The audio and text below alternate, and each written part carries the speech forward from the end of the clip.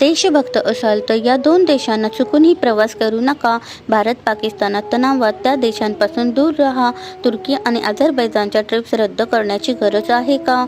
Tourism is a choice, so is dignity. Social मीडियावरचा हा संदेश आज लाखो लोकांना विचार करायला लावतोय. हे दोन्ही देश सध्या कोणाच्या बाजूने आहेत?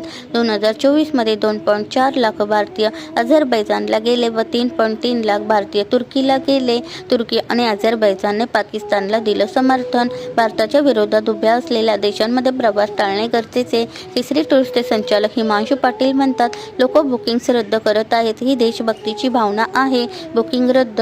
पर्यटन एजंटांकडे बुकिंग्स रद्द करण्याची मागणी वाढली आहे. लोक आता जबाबदारीने निर्णय घेत आहेत.